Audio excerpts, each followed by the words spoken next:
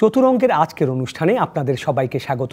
নিউজের আয়োজন চতুরঙ্গ সাজানো হয় সংস্কৃতি অঙ্গনের গুণীজনদের জীবনের গল্প নিয়ে। সপ্তাহের এই দিনটিতে আমরা হাজির হই এমন মানুষদের সাথে নিয়ে যাদের বর্ণাঢ্য জীবনের নানা দিক আমাদের উজ্জীবিত করে আনন্দিত, উল্লসিত। সবাইকে স্বাগত জানাচ্ছি চতুরঙ্গের আজকের আয়োজনে। সাথে আছি সৌরভ আপ্পা। মহান মুক্তিযুদ্ধে পরাজয় নিশ্চিত জেনে পাকিস্তানি হানাদার বাহিনী বাঙালি জাতিকে মেধাশূন্য করার ঘৃণ্য চক্রান্ত করেছিল। 14ই ডিসেম্বর নিরস্ত্র মেধাবী সন্তানদের তুলে নিয়ে নির্মমভাবে হত্যা করা হয়। রাজধানীসহ দেশের বিভিন্ন স্থানে বুদ্ধিজীবীদের চোখ হাত বাঁধা ক্ষতবিক্ষত মৃতদেহ পাওয়া যায়। মুক্তিযুদ্ধে অর্জিত বাংলাদেশে 14ই ডিসেম্বর শহীদ বুদ্ধিজীবী দিবস হিসেবে পালিত হয়ে আসছে। অতি সম্প্রতি আমরা হারিয়েছি 21শে পদকজয়ী রবীন্দ্রসঙ্গীত শিল্পী পাপিয়া সারোয়ার ও প্রেমদ্রোহের কবি হেলাল হাফিজকে। আজ আমরা চতুরঙ্গ সাজিয়েছি এই দুই গুণী বাঙালির কর্ম আর স্মৃতি দিয়ে। আমাদের সাথে আছেন 21শে পদকপ্রাপ্ত স্বাধীন বাংলা বেতার কেন্দ্রের শব্দ সৈনিক, বীর মুক্তিযোদ্ধা অধ্যাপক ডক্টর অরূপ রতন চৌধুরী এবং অভিনয় শিল্পী মুনিরা ইউসুফ মেমি। দুজনকেই স্বাগত জানাচ্ছি আজকের এই আয়োজনে। বিশেষ করে বিজয়ের মাস চলছে ডিসেম্বর এবং আজ বুদ্ধিজীবী হত্যা দিবস পালিত হয়েছে সারা দেশে। এবং সেই সাথে প্রথমে জনাব অরূপ রতন চৌধুরী, আপনার কাছেই জানতে চাই, আপনি বাংলাদেশের মুক্তি সংগ্রামের ইতিহাসের একজন অংশ এবং আপনি একজন বীর মুক্তিযোদ্ধা, স্বাধীন বাংলা বেতারের যোদ্ধা। এবং এই যে ডিসেম্বর মাস এলেই আমাদের যে ভেতরে একটা তাগিদ তৈরি হয় মুক্তিযুদ্ধ এবং স্বাধীনতার প্রতি ভালোবাসার যে তাগিদ তৈরি হয়, সেই জায়গাটা কিন্তু আপনাদেরই গড়ে দেয়া। এবং এই পর্যায়ে এসে মুক্তিযুদ্ধ এবং স্বাধীন বাংলা বেতার কেন্দ্রের যারা স্মৃতিচারণ করছেন, আপনাদের অনেকেই আর নেই, বেশিরভাগই চলে গেছেন। আপনারা যারা আছেন তাদের কাছ থেকে আমরা সেই সময় জানতে পারি এবং গল্পগুলো জানতে পারি। এবং সেই সাথে যেভাবে বলছিলাম যে গুণী শিল্পী পাপিয়া সারোয়ার এবং শ্রদ্ধেয় কবি হেলাল হাফিজ দুজনই চলে গেছেন খুব সম্প্রতি, একদিনের ব্যবধানে মাত্র।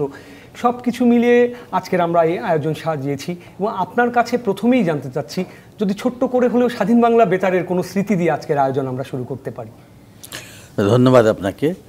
আর আজকে আপনাদের অত্যন্ত আমি শুভেচ্ছা জানাচ্ছি এবং আমরা আনন্দিত যে আজকে বিশ্বের এই যে আমাদের বিজয়ের সামনে একটা বিজয় দিবস হচ্ছে এবং আমাদের শহীদ বুদ্ধিজীবী দিবস, এবং সম্প্রতি আমরা দুজনকে হারালামও, বিশেষ করে আমাদের বিশিষ্ট শিল্পী পাপিয়া সারোয়ার এবং কবি হেলাল হাফিজকে।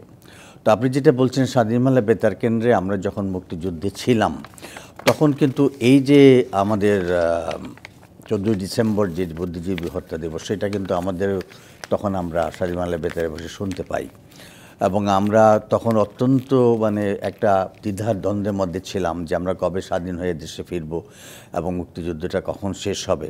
তার মধ্যে এই ধরনের একটা বিপর্যয় আমরা শুনলাম যখন যে বুদ্ধিজীবীদের ধরে ধরে পাকিস্তানিরা তাদেরকে হত্যা করছে, এবং এটা আমাদের জন্য তখন একটা খুবই বেদনাদায়ক পরিস্থিতির সৃষ্টি করেছিল। এমনিতেই তো আমরা 9টা মাসে আমরা এমন একটা পর্যায়ে ছিলাম যে আমরা কখন দেশ স্বাধীন করে দেশে ফিরব, আমাদের পরিবার পরিজন সবাইকে আমরা ফেলে চলে আসছিলাম যুদ্ধে। তো এরকম একটা সময় এরকম খবর শুনেও কিন্তু আমরা খুব বিচলিত হয়ে যাই। এবং আমরা আজকের এই দিনে আমি শহীদ বুদ্ধিজীবীদের প্রতি আমার শ্রদ্ধা জানাচ্ছি, কারণ আমাদের যে সমস্ত মেধাবী ব্যক্তিত্বরা ছিল তখন, তাদেরকে ধরে ধরে নিয়ে এবং তাদের পারপাসলি তারা এই কাজটা করেছিল। পাকিস্তানিরা যে এই সব বুদ্ধিজীবীদের যদি আমরা হত্যা করতে পারি বা তাদের যদি সরিয়ে যেতে পারি, তো বাংলাদেশ হয়তো আর দাঁড়াতে পারবে না, কারণ এরাই জাতির মেরুদণ্ড এবং তাদের দিয়ে বিভিন্ন ধরনের চিন্তা ভাবনা এবং বাংলাদেশ গঠনের জন্য যত সমস্ত পরিকল্পনা তাদের দিয়ে করতে হয় এবং তাদের বুদ্ধি পরামর্শেই কিন্তু একটা দেশ চালিত হয়। প্রতিটা দেশেই কিন্তু বুদ্ধিজীবীদের পরামর্শেই কিন্তু সমস্ত দেশ গঠিত হয়। তো তাদেরকে পঙ্গু করে দিয়ে এরকম একটা অবস্থা সৃষ্টি করেছিল। তো এই অবস্থার পরিপ্রেক্ষিতে আমরা স্বাধীন বাংলা বেতারে তখন নানান ধরনের গণসঙ্গীত এবং দেশাত্মবোধক গান আমরা পরিবেশন করি, এবং তার মধ্যে বেশ কয়েকটি গানও আছে যেগুলো কালোজয়ী গান হিসাবে পরবর্তীতে সবার মুখে মুখে এখন ফিরছে। হয়তো আজকে সুযোগ পেলে সেরকম 2-1টা গান আমরা শোনাবো।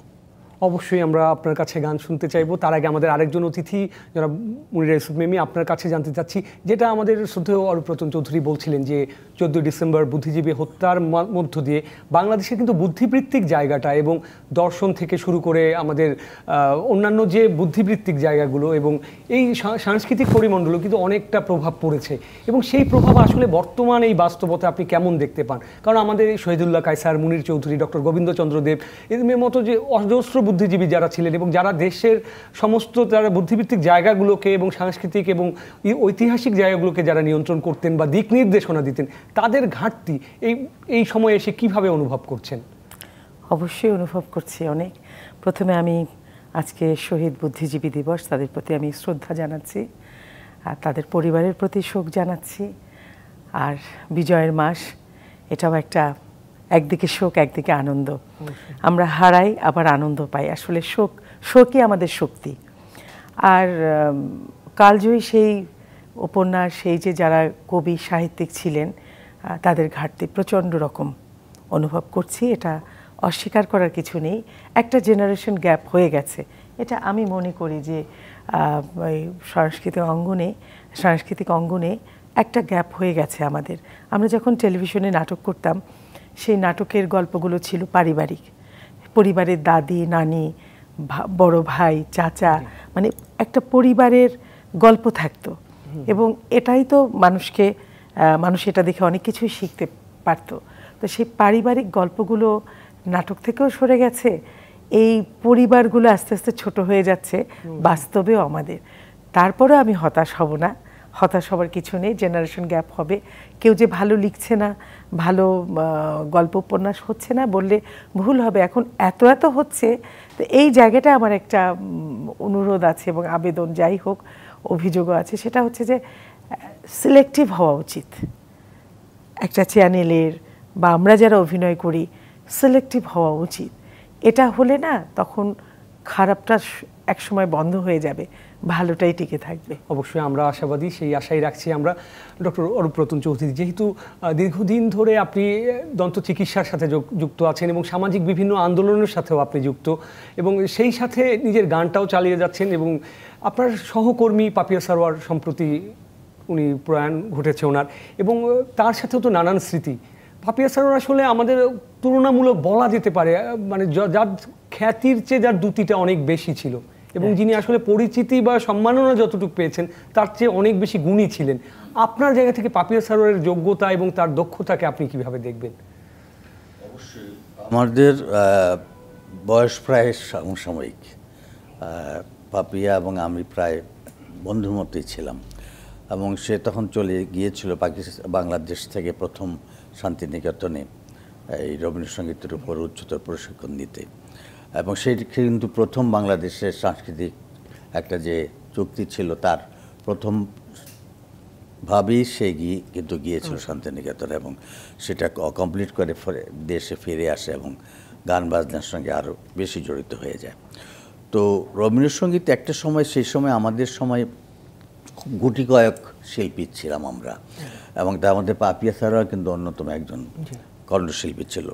পাপিয়া সারোয়ারের মধ্যে একটা বিশেষত্ব ছিল যে তার গায়কের মধ্যে একটা আলাদা ঢং ছিল কিন্তু, এবং এই ঢংটা ছিল বলেই তার একটা আলাদা বিশেষত্ব ছিল যে পাপিয়ার গানটা শুনলে বোঝা যেত যে পাপিয়া সারোয়ার গাইছে, হ্যাঁ সব ফলো করতো। এবং পাপিয়ার আরেকটা বিশেষ গুণ ছিল যে ওই যে আরেকটি আধুনিক গান কিন্তু তার কণ্ঠে খুবই জনপ্রিয় হয়ে নাইট টেলিফোন, এবং এটা কিন্তু একটা মানে একটা ব্যতিক্রম। কিন্তু রবীন্দ্রসঙ্গীত শিল্পীদের সাধারণত দেখা যায় না যে আধুনিক গানের মধ্যে বেশি জড়িত হতে বা গাইতে, কিন্তু পাপিয়া ছাড়াও এদিক দিয়ে একটা ব্যতিক্রম ছিল। কিন্তু তারপরেও তার আধুনিক গানটা অত্যন্ত জনপ্রিয় হওয়া সত্ত্বেও কিন্তু রবীন্দ্রসঙ্গীতের পথ থেকে সে সরে আসেনি বা আধুনিক গান আরও বেশি করেনি। হয়তো সেই অনুরোধের চাপে পড়ে করেছিল একটা বিশেষ প্রোগ্রামে বাংলাদেশ টেলিভিশনে, কিন্তু সেটা খুবই জনপ্রিয় হয় পরবর্তীতে, এবং সে হয়তো চিন্তা করতে পারেনি যে এত জনপ্রিয় হবে। এবং ঘরে ঘরে তখন তো সেই সময় সবার মুখে ভেয়ে গানটি ফিরত, এখনও এই গানটা বাজলে সবাই শুনে। কিন্তু তো এই ধরনের অনেক গুণাবলী তার ছিল। আরেকটি বিশেষত্ব ছিল যে সে গান শেখাতেও কিন্তু পারদর্শী ছিল। একজন শিক্ষক হিসাবে, প্রশিক্ষক হিসাবে তার মধ্যে অনেক গুণাবলী ছিল, এবং সে কিন্তু রবীন্দ্রসঙ্গীতের যে ধারাটা বাংলাদেশে এত যে এখন রবীন্দ্রসঙ্গীত শিল্পী হয়েছে এখন বর্তমানে, তাদের জন্যই কিন্তু হয়েছে। তারা যদি রবীন্দ্রসঙ্গীতের এই অনুশীলনগুলোকে এবং সত্যিকারের এই যে নোটেশনগুলা, যে গ্রামারগুলা, যেটা রবীন্দ্রনাথ বলে গিয়েছিলেন যে আমার ইয়ের উপর দৃষ্টিমোড়া চালিও না, সুরটা যেন বিকৃত না হয়। ইদানিং অবশ্য হচ্ছে, আমরা পশ্চিমবঙ্গেও শুনতে পাচ্ছি যে গানের সেই আদি ধারা থেকে তারা একটু ব্যতিক্রম হয়ে যাচ্ছে, কিন্তু আমরা কিন্তু সেই ধরনের এই ব্যতিক্রম করিনি, কিন্তু আমরা মূল ধারার মধ্যে আছি, যেটা রবীন্দ্রনাথ নিজেই চেয়েছিলেন, এবং সেইটারই ধারক বাহক কিন্তু পাপিয়া সারোয়ার একজন অন্যতম, তার বলিষ্ঠ একটা ভূমিকা ছিল অবশ্যই। এবং সেই সাথে আপনি নিজেও তো, যেহেতু পাপিয়া সারোয়ার এবং রবীন্দ্রনাথ অঙ্গাঙ্গিভাবে জড়িত, এবং পাপিয়া সারোয়ার অর্থই আমরা ধরে নিতে পারি রবি ঠাকুরের গান। একটি গান যদি রবি ঠাকুরের কোনো একটি গান যদি সেটা যদি হয়, যেহেতু বিজয়ের মাস, যদি দেশাত্মবোধক কোনো গান যদি। আচ্ছা, ঠিক আছে, তাহলে রবীন্দ্রনাথের গান থেকে আমি যেটা শাদিমালা বেতারেও গাওয়া হয়েছিল বিশেষভাবে, এটা অনেকবার বেজেছে সেই সময়, আজ বাংলাদেশের হৃদয় হতে, সেটা গাই তাইলে। অবশ্যই।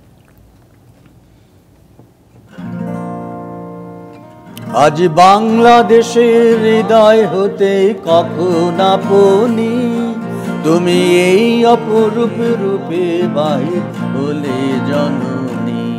আজ বাংলাদেশের হৃদয় হতে কখন আপনি তুমি এই অপরূপ রূপে বাহির হলে জননী। ওগো মা তোমায় দেখে দেখে আঁখে না ফেরে, তোমার দুয়ার আজি খুলে গেছে সোনার মন্দিরে। ওগো মা ডান হাতে তোর খড়গ জালে, বাহাত করে শঙ্কা হরণ। ডান হাতে তোর খড়গ জালে, বাহাত করে শঙ্কা হরণ। দুই নয়নে স্নেহের হাসি, ললাট নেত্র আগুন বরণ। ওগো মা তোমার কি মূরতি আজি দেখি, তোমার দুয়ার আজি খুলে গেছে সোনার মন্দিরে। ওগো মা তোমার মুক্ত কেশের পুঞ্জ মেঘে লোকায় শনি, তোমার আঁচল ঢলে আকাশ তলে রৌদ্র বসনি।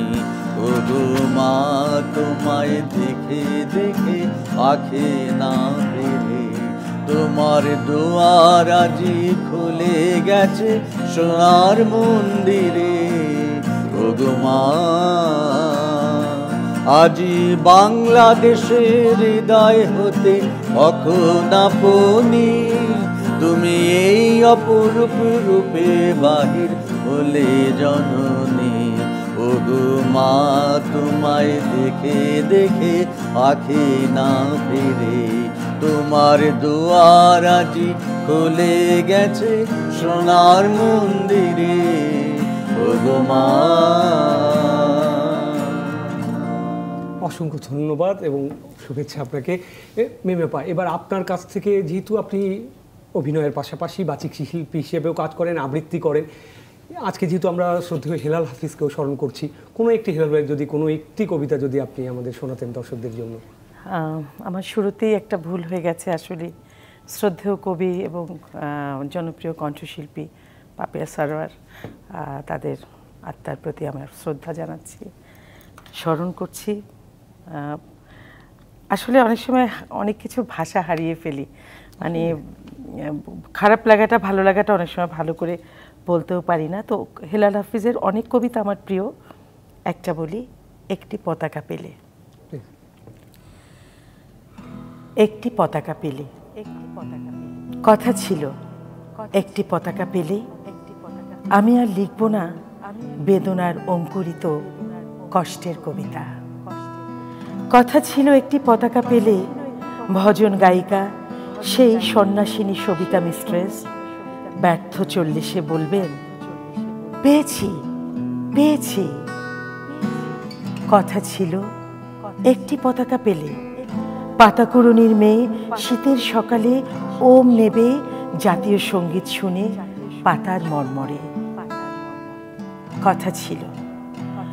কথা ছিল একটি পতাকা পেলে ভূমিহীন মনুমিয়া গাইবে তৃপ্তির গান জ্যৈষ্ঠে বসে খেয়ে। বাঁচবে যুদ্ধের শিশু সসম্মানে সাদা দুধে ভাতে। কথা ছিল একটি পতাকা পেলে আমাদের সব দুঃখ জয় হবে। কথা ছিল একটি পতাকা পেলে আমাদের সব দুঃখ জমা দেব যৌথ খামারে। সম্মিলিত বৈজ্ঞানিক চাষাবাদে সমান সুখের ভাগ সকলেই নিয়ে যাব নিজের সংসারে। দারুণ কথা। অসংখ্য ধন্যবাদ অনবদ্য এই কবিতা। এবং এই মুহূর্তে একটা বিরতি নেওয়ার সময় হয়ে গেছে। চতুরঙ্গের আড্ডায় নিচ্ছি ছোট্ট একটা বিরতি, ফিরছি একটু পর। আবারও স্বাগত জানাচ্ছি আপনাদের রাত চতুরঙ্গে।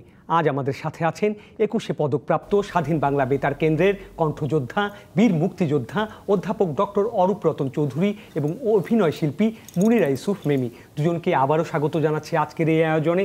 বিরতির আগে আমরা অরূপদার দুর্দান্ত একটি গান শুনেছি এবং হেলাল ভাইয়ের একটি কবিতা আপনি আবৃত্তি করে শুনিয়েছেন। এবং বিশেষ করে আমরা যাদের নিয়ে কথা বলছিলাম, পাপিয়া সারোয়ার এবং হেলাল হাফিজ, স্ব জায়গায় তারা এত বেশি প্রভাবশালী এবং এত বেশি নিভৃতচারী দুজনেই, যারা আসলে অনেকে তো উচ্চকিত হয়ে বাঁচেন শিল্পীদের কেউ কেউ, আবার কেউ কেউ নিভৃতচারী হয়ে বাঁচেন নিজের জায়গায়। দুজনেই কিন্তু এই জায়গাটায় খুব বেশি মিল ছিল আর কি। দুজনেই নিভৃতচারী ছিলেন নিঃসন্দেহে। এবং সেই সাথে আপনি তো নিশ্চয়ই পাপিয়া সারোয়ারের সাথে যথেষ্ট দেখা হয়েছে, সময় কাটিয়েছেন। মানুষ হিসেবে কেমন মানুষ দেখেছেন তাকে? এই যে এত জনপ্রিয়তা, রবীন্দ্রসঙ্গীতের জায়গায় একদম তাকে একজন মাথার মুকুট করে রেখেছে বাংলা, দুই বাংলা মিলিয়েই, শুধু বাংলাদেশ নয়।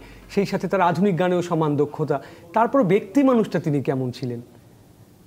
এক কথায় অসাধারণ, এক অত্যন্ত মিতব্যয়ী এবং খুবই সদালাপী, হাস্যোজ্জ্বল এবং বিনয়ী একজন মানুষ, এবং নিরহংকারী।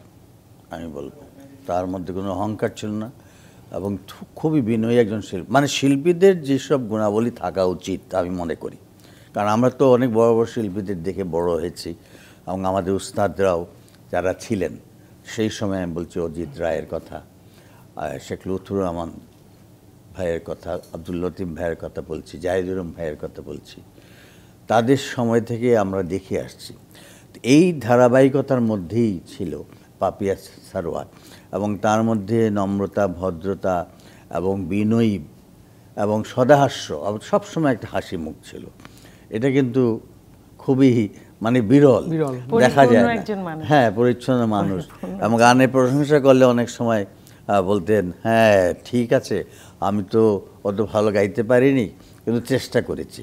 মানে তার মধ্যেও তবুও একটা দ্বিধাদ্বন্দ্ব ছিল, যে বলতেন যে না, হয়তো আরও ভালো গাইতে পারতাম।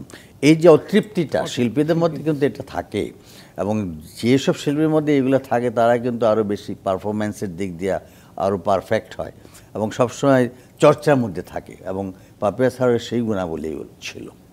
নিঃসন্দেহে। শেষে মিমি, আপনার কাছে জানতে চাই, একজন বাচিক শিল্পী হিসেবে আপনি তো সাধারণত বহু অনুষ্ঠানে কবিতা আবৃত্তি করেন, এবং জনাব হেলাল হাফিজের অনেক কবিতাই আপনি বিভিন্ন সময় আবৃত্তি করেছেন। আপনাদের প্রজন্মকে বিশেষ করে কবি হেলাল হাফিজ কিভাবে প্রভাবিত করেছে, এবং তার কবিতা আসলে, আপনি তো 90-এর গণ অভ্যুত্থান এবং মুক্তিযুদ্ধের পরবর্তী যে সময়টা, এই সময়ে 90-এর গণ অভ্যুত্থানটা বিশেষ করে আপনাদের জীবনের সবচেয়ে উল্লেখযোগ্য একটা রাজনৈতিক বাকবতলের সময়। এই সময় থেকে শুরু করে হেলাল হাফিজ আসলে আপনাদের প্রজন্মকে এবং পরবর্তীতে আমাদের প্রজন্মকে কতটা প্রভাবিত করেছে আপনি মনে করেন? ভীষণ। আমি যখন কবিতা শুরু করলাম, রবীন্দ্র, নজরুল, জীবনানন্দ, এরপরে এই হেলাল হাফিজ, শামসুর রহমান, নির্মলেন্দু গুণ, মানে এরা ভীষণভাবে প্রভাবিত করেছে।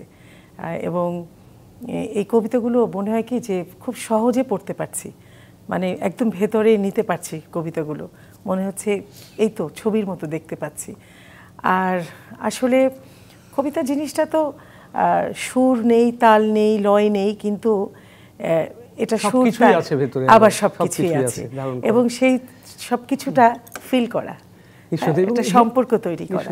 হেলাল হাফিজের কবিতায় যেটা আমরা পাই, মানে একই সাথে দুর্দান্ত চরাচর হাহাকার করা প্রেমের এবং অব্যক্ত যন্ত্রণার কথা, সেই সাথে প্রতিরোধ গড়ে তোলার গল্প, সেই সাথে মুক্তির সংগ্রামে নামার কথা এবং পথে নামার গল্প। এবং তার এই যে কবিতাটা, এই যে এখন যৌবন যার যুদ্ধে যাওয়া, সম্পাদকীয়, এই কবিতাটা কিন্তু দারুণভাবে আনন্দিত করেছিল আমাকে। এবং আমি জানি যত তরুণ সমাজ তখন কবিতাটা লেখা হয়েছিল এবং ওই কবিতার জন্য কিন্তু অত্যন্ত জনপ্রিয় হয়েছিলেন এবং দেখেন সবসময় মনে হয় এখনকারই কবিতা। হ্যাঁ নিঃসন্দেহে, মনে হয় এটা চিরকালীন, এখন, হ্যাঁ, চিরকালের একদম। নিঃসন্দেহে। মেম বাবা, একটা কবিতাই শুনে ফেলতে পারি নাকি এটাই তাহলে? বলি। এই কবিতাটাই শুনে ফেলি তাহলে।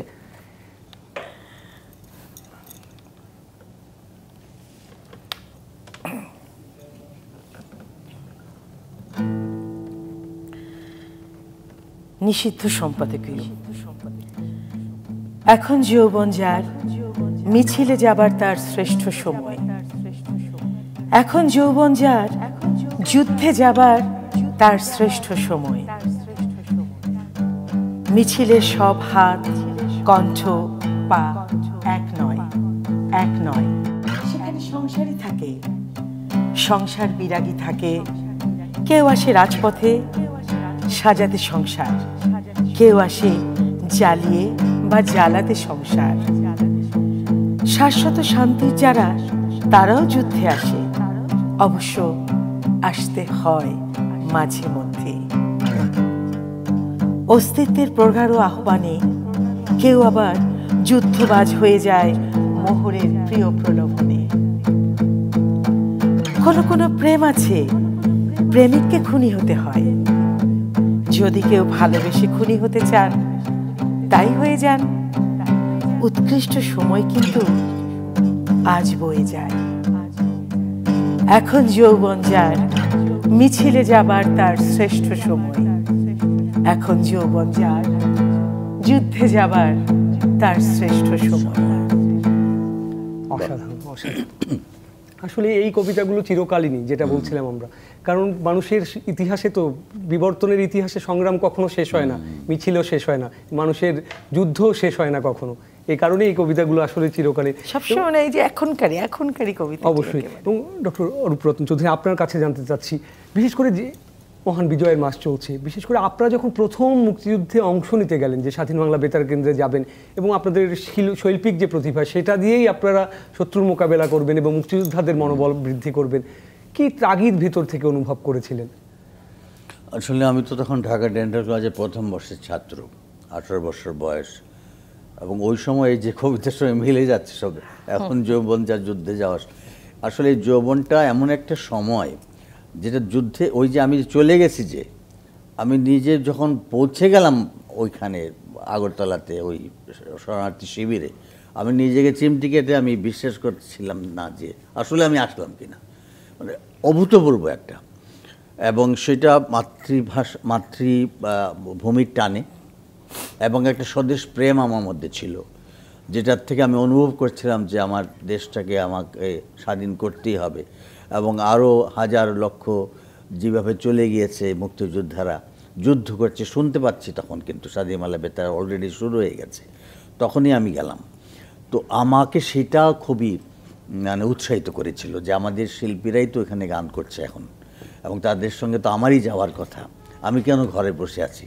তাই একদিন ঘুম থেকে উঠেই ঘর থেকে বেরিয়ে গেলাম, এবং বেরিয়ে যে গেলাম, আমি যে যাব কিভাবে, আমার সঙ্গী কে হবে, সেগুলো চিন্তা করিনি তখন। মানে অদৃশ্য একটা শক্তি আমাকে তাড়া করলো এবং সেভাবে চলে গেলাম। এই কবিতার সঙ্গে এগুলো সব মিলে যায়। কিন্তু এখন বয়সের সাথে সাথে এখন চিন্তা করি, আমি তো রাস্তায় মারাই যেতে পারতাম, তাই না? তখন পাকিস্তানিরা হানাদার বাহিনী যেভাবে আমাদের মুক্তিযোদ্ধাদের মানে হত্যা করছিল, তখন তো আমার মারা যাওয়ারই কথা, তাই না? আমি যখন ওই দাউদকান্দি হয়ে আগরতলা পৌঁছালাম, তখন তো আমি বিশ্বাসই করতে পারছিলাম না। যাই হোক, সেখানে আমি ছিলাম একটা মাস ক্যাম্পে, গান করলাম। তখন মুক্তিযোদ্ধাদের গণসঙ্গীত শোনাতে হতো, ওইটা ছিল আমাদের কাজ। কালচারাল একটা টিম ছিল, হ্যাঁ, মানে ওরা তো যুদ্ধ থেকে ফেরার পরে ক্লান্ত থাকতো, তাদেরকে একটা বিনোদন, একটা সাংস্কৃতিক মানে ধারার মধ্যে নিয়ে এসে গণজাগরণ করার জন্য গণসঙ্গীতগুলো গাইতাম। তারা আরও বেশি তখন উৎসাহিত হতো এবং তাদের প্রেরণা আসতো, যুদ্ধে করার ঝিমিয়ে পড়তো না। তারপরে আমি চলে যাই, আমার সঙ্গে আরেকজন ছিলেন মরহুম সর্দার আলাউদ্দিন, তিনি পল্লিগীতির শিল্পী। আমরা দুজন তখন স্বাধীন বাংলা ওই আগরতলাতে ধর্মনগর থেকে 4 দিন 4 রাত শিলং, আসাম, দার্জিলিং হয়ে কলকাতা পৌঁছালাম। তারপরে বালিগঞ্জ সার্কুলার রুটে যেখানে স্বাধীন বাংলা বেতার ছিল সেখানে গিয়ে পৌঁছালাম। তো সেইখানে থেকেই ওই গানগুলো আমরা করলাম পরবর্তীতে। অবশ্যই একজন তরুণ হিসেবে আমার একটা প্রশ্ন, আপনারা এই সময়ে যখন স্বাধীন বাংলা বেতার কেন্দ্রে কাজ করছেন, আমরা যতদূর জানি যতদিন না মুজিবনগর সরকার গঠন এবং তারপরে সরকার থেকে কিছু সাহায্য করা হলো বেতার কেন্দ্রের জন্য, তার আগ পর্যন্ত একটা হারমোনিয়াম, একটা তবলা, আর প্রয়োজন পড়লে পাতার বাঁশি বাজানো, এইসব ম্যানুয়াল ইনস্ট্রুমেন্ট, নিজেরা ইনস্ট্রুমেন্ট তৈরি করে এইসব কালজয়ী গান তৈরি করা। এখন তো আমরা চিন্তা করতে পারি না, এখন যেরকম অর্কেস্ট্রেশন আমাদের মিউজিক ইনস্ট্রুমেন্টসগুলো আছে, আধুনিক যত সরঞ্জাম আছে এবং টেকনোলজি যত ইমপ্রুভ করেছে, তখন তো একটা হারমোনিয়াম, একটা বাঁশি, একটা দোতারা, একটা মন্দিরা, এটা দিয়ে আমরা খোল, এগুলো দিয়ে গান করেছি। যেমন এই যে গানটা, এই যে পূর্ব দিগন্তে সূর্য উঠেছে, এইগুলো তো এই 4-5টা ইনস্ট্রুমেন্ট দিয়ে হয়েছে। কিন্তু অবশ্যই আমরা কি গানটাই শুনে ফেলবো কিনা তাহলে? হ্যাঁ হ্যাঁ, অবশ্যই করতে পারি। এবং এই অল্প যন্ত্রে মানে গানটা আরো বেশি প্রাণ পায়। এবং গানটা লিখেছিলেন তখন গোবিন্দ হালদার এবং সুর করেছিলেন সমর দাস।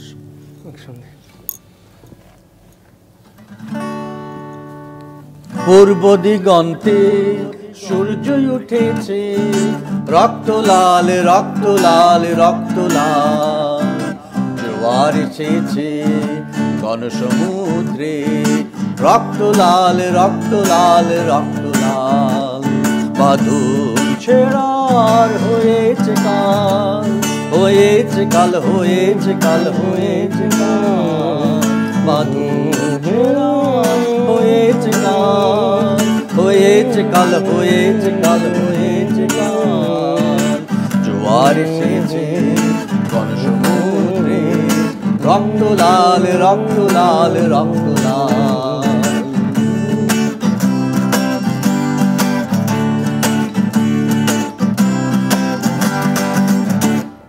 শোষণের দিন শেষ হয়ে আসে, অত্যাচারীরা কাঁপে আজ ত্রাসে, রক্তে আগুনে প্রতিরোধ গড়ে, রক্তে আগুনে প্রতিরোধ গড়ে, রক্তে আগুনে প্রতিরোধ গড়ে, রক্তে আগুনে প্রতিরোধ গড়ে, নয়া বাংলার নয়া সকাল, নয়া সকাল, নয়া সকাল। পূর্ব দিগন্তে সূর্য উঠেছে, রক্ত লাল রক্ত লাল রক্ত লাল, জোয়ার এসেছে গণসমুদ্রে, রক্ত লাল রক্ত লাল রক্ত লাল, বাদল ছেড়ার হয়েছে কাল, হয়েছে কাল, হয়েছে কাল, হয়েছে কাল, বাদল ছেড়ার হয়েছে কাল, হয়েছে কাল, হয়েছে কাল, হয়েছে কাল, জোয়ার এসেছে গণসমুদ্রে, রক্ত লাল রক্ত লাল রক্ত লাল, রক্ত লাল রক্ত লাল রক্ত লাল, রক্ত লাল রক্ত লাল রক্ত লাল। অসংখ্য ধন্যবাদ। এবং সেই সাথে আরেকটি বিরতি নেওয়ার সময় হয়ে গেছে। চতুরঙ্গের আড্ডায় নিচ্ছি ছোট্ট একটা বিরতি, ফিরছি একটু পর। আবারও স্বাগত জানাচ্ছি আপনাদের আজ চতুরঙ্গে। আজ আমাদের সাথে আছেন বীর মুক্তিযোদ্ধা অধ্যাপক ডক্টর অরূপ রতন চৌধুরী এবং অভিনয় শিল্পী মুনিরা ইউসুফ মেমি। দুজনকে আজকের এই আয়োজনে স্বাগত জানাচ্ছি। এবং আজকের এই আয়োজন বিশেষ করে আমাদের প্রয়াত হেলাল হাফিজ, প্রয়াত পাপিয়া সারোয়ারদের স্মরণ, সেই সাথে আমাদের যে শহীদ বুদ্ধিজীবী তাদের স্মরণ এবং বিজয়ের মাস, বিজয় উদযাপন, সব কিছু মিলে আজকের এই আয়োজন। এবং আপনাদের দুজনেরকেই অনেক ধন্যবাদ, কারণ দুজনই আজকে আমাদের অনেকগুলো গান এবং কবিতা শুনিয়েছেন এবং আমাদের দর্শকদের উদ্দেশ্যে। আমরা যেহেতু আয়োজনের একদম শেষ পর্যায়েই চলে এসেছি, আমরা কি আরেকটি কবিতা শুনতে পারি কিনা? হেলাল হাফিজের, অবশ্যই আজকে যেহেতু তাকেই স্মরণ করছি এবং এটাও খুব জনপ্রিয় কবিতা। তার তো দুটো মাত্র কাব্যগ্রন্থ, কিন্তু দুটো কাব্যগ্রন্থই তো কোনটা রেখে কোনটা জনপ্রিয়? ফেরিওয়ালা নিঃসন্দেহে খুবই জনপ্রিয় একটি কবিতা। টোনটা দিয়ে শুরু করে আমি স্টার্ট করি। কষ্ট নেবে কষ্ট, হরেক রকম কষ্ট আছে, কষ্ট নেবে কষ্ট, লাল কষ্ট, নীল কষ্ট, কাঁচা হলুদ রঙের কষ্ট, পাথর চাপা সবুজ ঘাসের সাদা কষ্ট, আলোর মাঝে কালোর কষ্ট, মাল্টি কালার কষ্ট আছে। কষ্ট নেবে কষ্ট, ঘরের কষ্ট, পরের কষ্ট, পাখি এবং পাতার কষ্ট, দাঁড়ের কষ্ট, চোখের বুকের নখের কষ্ট। একটি মানুষ খুব নীরবে নষ্ট হবার কষ্ট আছে। কষ্ট নেবে, কষ্ট, প্রেমের কষ্ট, ঘৃণার কষ্ট, নদী এবং নারীর কষ্ট, অনাদর এবং অবহেলার তুমুল কষ্ট, ভুল রমণী ভালোবাসার, ভুল নেতাদের জনসভার, হাইড্রোজনে 2টি জোকার নষ্ট হবার কষ্ট আছে। কষ্ট নেবে, কষ্ট, দিনের কষ্ট, রাতের কষ্ট, পথের এবং পায়ের কষ্ট, অসাধারণ করুণ চারু কষ্ট, ফেরিওয়ালার কষ্ট। কষ্ট নেবে, কষ্ট, আর কে দেবে আমি ছাড়া আসল শোভন কষ্ট? কার পড়েছে জন্ম থেকে কপাল এমন আমার মতো কজনের? আর সব হয়েছে নষ্ট। আর কে দেবে আমার মতো হৃষ্টপুষ্ট কষ্ট? অসংখ্য ধন্যবাদ, শুভকামনা। সেই সাথে অরূপদা, আজকে আমরা যে আয়োজন, আজকে তো আমরা সবাইকেই স্মরণ করছি এবং সেই সাথে অবশ্যই নিঃসন্দেহে আমাদের মুক্তিযুদ্ধের যে বীর মুক্তিযোদ্ধারা আছেন তাদের স্মৃতির প্রতি শ্রদ্ধা জানাচ্ছি এবং সেই সাথে আপনি আমাদের স্বাধীন বাংলা বেতার কেন্দ্রের কণ্ঠযোদ্ধা, আপনাকেও আমরা শ্রদ্ধা জানাচ্ছি। স্বাধীন বাংলা বেতার কেন্দ্র তো একটা আসলে আমাদের ইতিহাসের অনবদ্য অবিচ্ছেদ্য অংশ এবং মুক্তিযুদ্ধেরও একটা অবিচ্ছেদ্য অংশ। এই সময়ের ছোট্ট কিছু সময়ে যদি একটু শেষ দিকের কোনো বিজয়ের মাস যখন চলে এসেছে, মানে একদমই বিজয়ের সময় চলে এসেছে 16ই ডিসেম্বরের কাছাকাছি, এই সময়ের কোনো স্মৃতি কি আমাদের ছোট্ট করে জানাবেন কিনা? স্বাধীন বাংলা বেতারে আসলে আমাদের অনেক ঘটনা আছে অবশ্যই, নিশ্চয়ই, যেগুলো মানে একটা পর একটা বলতে থাকলে শেষ হবে না। আসলে ওই সময় আমরা একটা পরিবারের মতো ছিলাম। সত্যি কথা বলতে গিয়ে আমরা কোনোদিন খেয়েছি, কোনোদিন খাইনি। নিঃসন্দেহে আমাদের যে ঘুমানোর কোনো ব্যবস্থা ছিল না, কিন্তু ফ্লোরিং করতাম এবং আনন্দবাজার পত্রিকা পেতে মাথায় কোনোদিন বালিশ থাকতো, কোনোদিন থাকতো না। হয়তো আমার বালিশটা নিয়ে গেছে আরেকজন, আবার তার বালিশ আমি নিয়েছি আরেকদিন। আর সকাল থেকে রিহার্সেল শুরু হতো, সন্ধ্যা সময় রেকর্ডিং শেষ হতো। ওই সময় তো চা সিঙ্গারা কিছু আসতো, কিন্তু খাওয়া হতো গিয়ে রাত 12টা পরে। এইভাবে চলে গেছে আমাদের দিন। আর আমাদের তখন তো সবই ম্যাক্সিমামই কোরাস গান হতো, হয়তো সোলো ডুয়েট কিছু ছিল। আমি একটা ডুয়েট করেছিলাম একটা গান, তখন সেই গানটি লিখেছিলেন প্রখ্যাত পল্লীগীতি শিল্পী হরলাল রায়, সুর করেছিলেন আর লিখেছিলেন শহীদুল ইসলাম। সেটাও প্রচার হয়েছিল স্বাধীন বাংলা বেতারে অক্টোবরের মাসে। তো এইটা আমার কাছে আমার একটা স্মৃতি, খুবই ইম্পর্ট্যান্ট কথাটা যেটা বললেন যে কোনো ঘটনা। আমার প্রথম কিন্তু নামটা প্রচারিত হয় স্বাধীন বাংলা বেতার ওই দিনই, যেদিন আমার গানটা প্রচারিত হয়। এবং ওখানে অনুষ্ঠান ঘোষক বলছিলেন যে এইবার দ্বৈত কণ্ঠে একটি দেশাত্মবোধক গান গাইবেন অরুপতন চৌধুরী, নাসির নামবত। ওই দুইটার নামই প্রচার হয় কিন্তু প্রথম। তখনই আমার বাবা মা বাংলাদেশ ছিলেন, যখন জানতে পারেন যে আমি জীবিত আছি এবং স্বাধীন বাংলা বেতারে আছি। তো এটা আমার জন্য একটা বিরাট ঘটনা ছিল, কারণ তখন তো এরকম মোবাইল ফোন ছিল না। এমন একটা বিশৃঙ্খল অবস্থা, কে আসলে কোথায় আছে কেউ জানেও না এবং প্রচুর মানুষ যেহেতু গণহত্যার শিকার হচ্ছে, কেউ বেঁচে আছে কি মারা গেছে কেউ জানে না। এমন একটা পরিস্থিতিতেই আপনারা দেশের জন্য কাজ করে গেছেন, নিঃসন্দেহে আপনাদের প্রতি শ্রদ্ধা।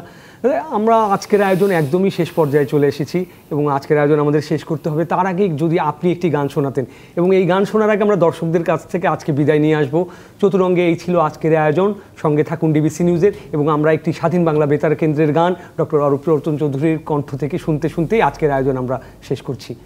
এই গানটি আমি সকল শহীদদের উদ্দেশ্যে স্মরণ করে গাইছি, বিশেষ করে আজ বুদ্ধিজীবী দিবস যেটা, তাদের উদ্দেশ্যে, সকল মুক্তিযোদ্ধাদের উদ্দেশ্যে, তাদের উদ্দেশ্যে আমি গানটি নিবেদন করছি। গানটি লিখেছিলেন মোহিনী চৌধুরী, সুর করেছিলেন কৃষ্ণচন্দ্র দে।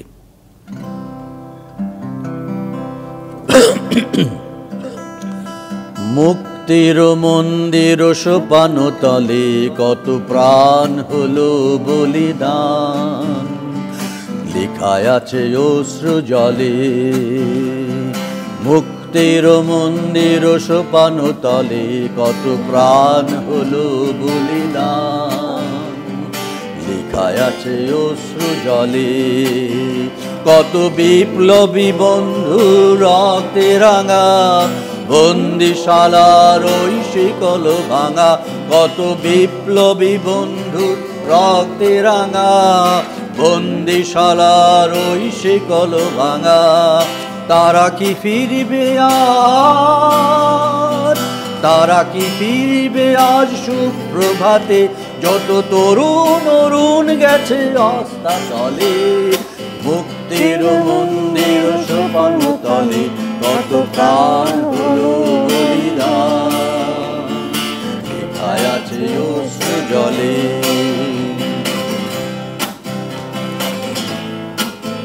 যারা স্বর্গগত তারা এখনো জানে, স্বর্গের চেয়েও প্রিয় জন্মভূমি। এসো স্বদেশ ব্রতের মহাদীক্ষালোভী, সেই মৃত্যুঞ্জয়ীদের চরণ চুমি। যারা জীর্ণ জাতির বুকে জাগালো আশা, মৌন মলিন মুখে জাগালো ভাষা। যারা জীর্ণ জাতির বুকে জাগালো আশা, মৌন মলিন মুখে জাগালো ভাষা। আজি রক্ত কমলে গাথা, আজি রক্ত কমলে গাথা মাল্যখানি। বিজয় লক্ষ্মী দেবে তাদেরই গলে, মুক্তির মন্দির সোপান তলে কত প্রাণ হলো বলিদান। লেখায় আছে অশ্রু জলে, মুক্তির মন্দির সোপান তলে কত প্রাণ হলো বলিদান। লেখায় আছে অশ্রু জলে, মুক্তির মন্দির সোপান তলে কত প্রাণ হলো বলিদান।